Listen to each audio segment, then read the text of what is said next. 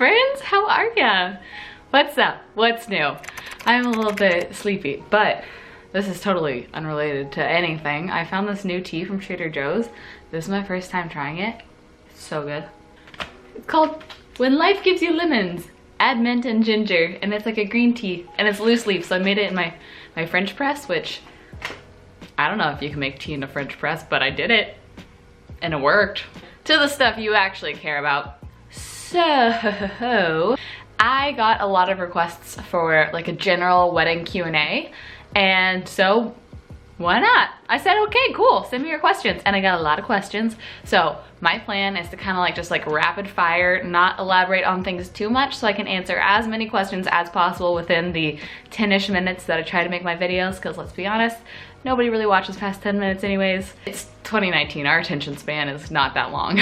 These are in no particular order. I just picked the ones that I haven't really talked about yet in other videos. If I skipped over your question, it's because I pretty much talked about it in a different video. So feel free to go watch all my other wedding related videos, and I probably have talked about your question. First question, did you do a first look? Why or why not? No, we didn't. I wanted to, this sounds selfish. I wanted Brooke's reaction of seeing me for the first time to be in front of everybody.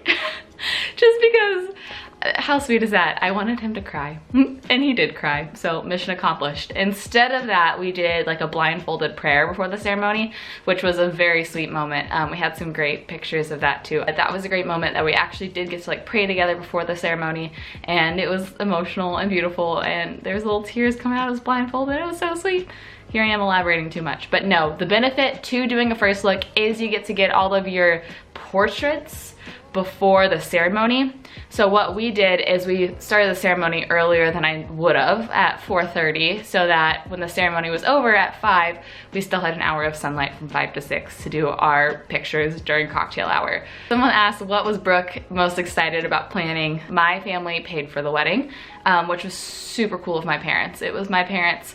We paid for gifts, wedding gifts, and then I paid for the whole honeymoon. But my parents did pay for the wedding, so because of that, it was kind of more me and my mom's thing. But we did let Brooke help with some of the fun things, and he was very excited to put input on cake flavor, and then also with the music for the band. So he actually was the one that sent the band the must play and the do not play list. Someone asked if we tried negotiating prices with the vendors at all. We didn't really do that. I'm bad at that. I'm a non-confrontational person, but we did kind of, as a last-ditch effort, tell some vendors we're going with this other vendor because they're more affordable and offer the same thing. To kind of see if they'd be like, oh, well, what is their price? No one came back with anything. Everyone was like, cool, awesome, we understand. So that didn't really work for us. Someone asked when we did our grand exit from the wedding. Our ceremony was 4:30 to 5, cocktail hour 5 to 6. So the actual reception started at 6 and we exited about 9:45. So almost 4 hours in, and that was honestly a perfect amount of time. At the end, we still had energy, but we were kind of just ready to go. So I feel like any shorter might have felt too short for us, and any longer we probably would have been pretty tired. So for us, that was a great amount of time to do our grand exit. I want to ask for any advice for a Christ-centered marriage, and the thing that helped us the most was doing premarital counseling through our church. I have kind of talked about this in the past, but we went through the book Preparing for Marriage. So even if your church doesn't offer premarital counseling, that is a great book to read through together. There's self-guided questions, and that was a great way to kind of set our expectations in a Christ-focused setting and to talk about things that we wouldn't have talked about otherwise. And it helps prevent surprises that may end in conflict once you get married, and so far it's really helped us. Someone asked if I cut money, where would I have cut it? And we did some unnecessary things that totally weren't needed, like programs. No one really needs a program. We did that as a last minute thing. Check out my wedding DIY video that came out last Thursday about how we did those affordably though. That was very great. I would have also DIY'd our invitations if I was cutting money with the same Canva program I talked about on Thursday. And then we did a couple extras. For example, we made personalized napkins for our cake. Those were a little bit expensive. They were a couple $100s, actually. That's pretty expensive. Totally not necessary. So just little things like that I would have cut if we were trying to cut budget, mostly just paper goods. asked what was my favorite part of planning, definitely all the stuff at the beginning. The beginning stuff's really fun because you get to kind of think about the overall aesthetics and what you want things to look like. You also get to do all the tastings. Tastings are the best part. When you get closer to the end of the planning process, it's more logistics, like timetables, schedules, floor plan, seating charts. That type of stuff is less fun than the overall beginning, but definitely planning the aesthetics and getting to go to the tastings was my favorite part. How did you get out of conversations you didn't want to be in? Funny, if you go watch my wedding expectation versus reality, that was the thing I did the most wrong. I got caught in way too many conversations and didn't really get to enjoy a lot of the wedding, which is a little bit of a bummer. But what I would have done and what I wish I did is at least had my sister, my maid of honor, kind of be with us the whole night. I don't know, had like a secret hand signal, or just if she noticed that too many people were keeping us in a corner for too long, that she would literally pull us away and be like, hey, we need you over here, and take us to the dance floor. That's what I wish I would have done. So this is an interesting question. What was your engagement length? Do you think it was good? What's the ideal engagement length? We were engaged for 8 months. If you don't know me, I am very type A. I'm a big planner person. I like to get things done and do them immediately. So for me, 8 months felt a little bit long, emotionally, mentally. I did a lot of the planning in the beginning, and then I felt like there was all these dead months of waiting, and then the last minute stuff at the end that you have to wait to do at the end. So for me, emotionally, I feel like 6 months would have been good, but however, we got engaged in June, and 2-3 weeks after we got engaged, I went to go pick out my dress, and we had to rush order it. It's crazy. A lot of people don't realize how soon you have to order your dress. It's different if you buy a dress from like Beholden or something off the rack or whatever, but if you buy a dress that a designer then has to go make it to your size and to your length and whatever, it can take 9-10 months. We actually rush ordered my dress even though we ordered it about 8 months before the wedding. So because of that, I feel like 8 months is pretty ideal. It also depends on what venue you want.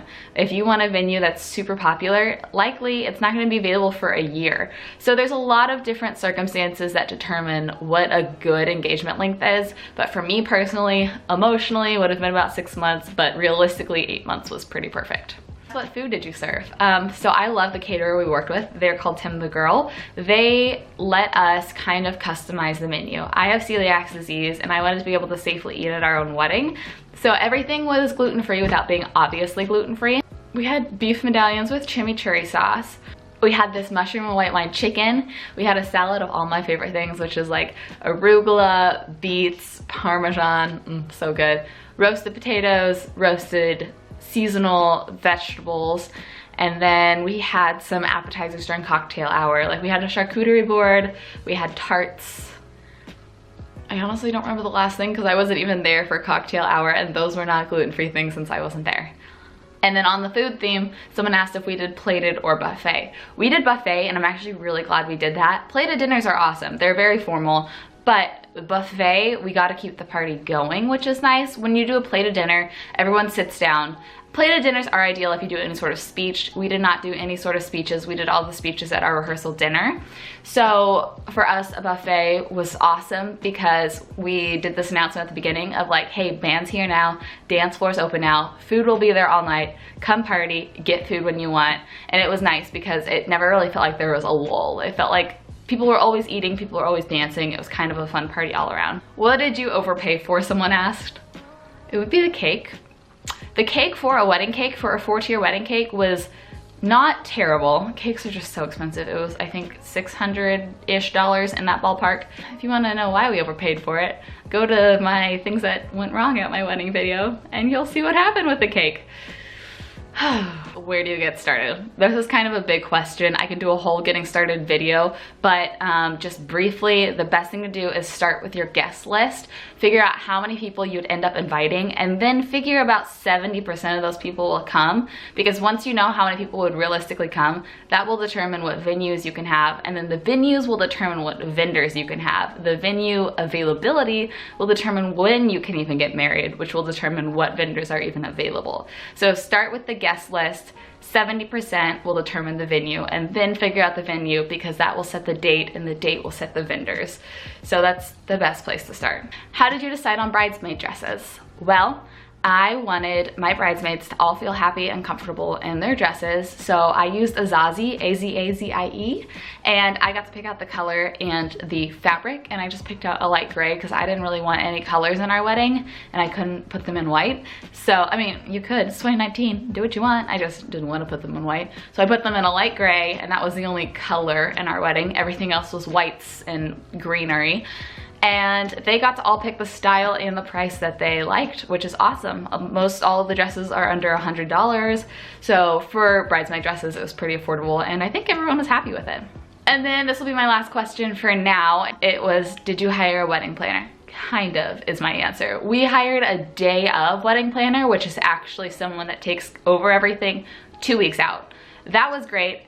Definitely recommend a day of planner. I can't imagine doing a wedding without it because you just don't want to be stressed the day of, and it's nice to have someone that is in charge of all the vendors, making sure everything goes everywhere it needs to, and telling you where you need to be when.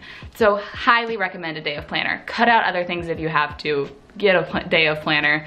Or if you have someone really trusted, like a cousin that has experience, do it. You do you. You might have rock star parents that are like, we want to just be on top of it, whatever. But I really recommend having a day of planner. I did not feel the need to do anything longer than that just because I like being in control and I liked planning the aesthetics and coordinating all of that. And that was really not that overwhelming for me to do, especially with the help of my mom. She helped a lot. So she actually did a lot of the logistics. I did a lot of the aesthetics and kind of vision, and she helped bring it all together. So between the two of us, we did not need anything longer than a day of planning. All right, that is all the questions I am going to answer for now because like I said, I don't want to overwhelm you.